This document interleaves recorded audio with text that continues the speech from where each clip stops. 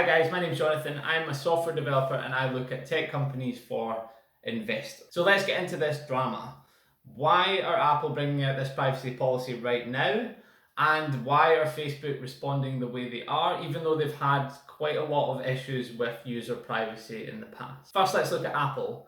Apple faced massive backlash over their 30% developer charge that they charge applications to sell products on the App Store or services on the App Store.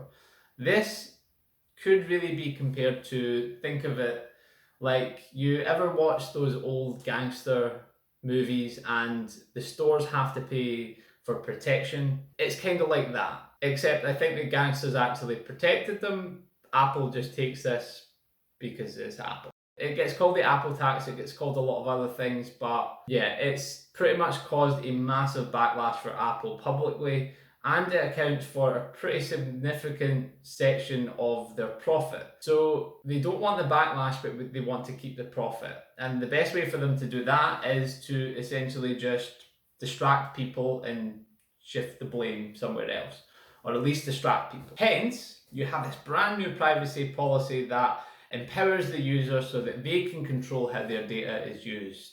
Apple is standing up for the little guy. Because if Apple can bring the public onto their side, then governments will be a lot less likely to target them. And when a company has a market cap of over 2 trillion that Apple does, you become quite a big public target. So Apple threw the public a bone in order to keep them happy, and Facebook helped. Facebook helped quite substantially. Now, why would Facebook, who've had enough problems with user privacy in the past, openly come out against Apple on this point when they could have used it to gain some credit with the public? Well, the obvious reason is that their business runs on user data and being able to target ads specific to users. The more they know about you and the more information they can gather on you, the more accurately they can target you with adverts. That's their business. But they are a multi-billion-dollar company and they are not dumb. They know that coming out publicly against these changes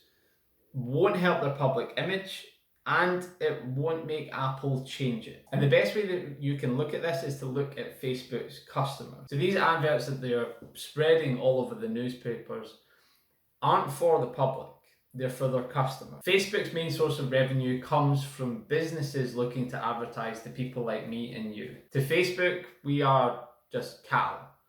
We're a product. It's not like a farmer's going to care about the opinion of a cow going to slaughter. They need to be seen standing up for people who pay for advertising on their platform and reassure them that the performance of their adverts are not going to be affected. Now, this worked massively in Apple's favor. I don't actually think Apple knew exactly how well this was going to work out, because Facebook standing up for its customers essentially vilified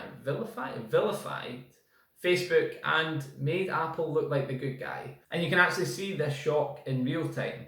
In December of 2020, Apple became the hero. And at the same time, Facebook became the bad guy. Now, before you go ahead and sell all your shares in Facebook or sell all your shares in Apple or buy Apple. So, to conclude, and to finish everything off, how likely is this drama going to affect both companies in the long run?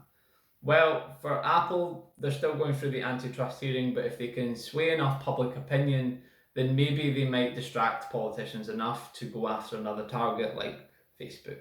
But it's highly unlikely, and that is completely speculative. Apple's new privacy policies will not likely affect Facebook's core business. Although there will be a lot more transparency with it, there is a lot of ways for Facebook to get around it. From changing their T's and C's, doing more data manipulation in the back end, changing how to identify a particular user or device, to flat out refusing if users can use their service.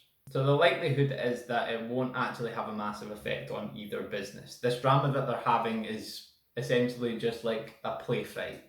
Most of it is just to kind of distract from what's really going on. And you can see that now in January of 2020 because their share prices have started to balance out again. I hope you have enjoyed the video. If you did, please give this video a like.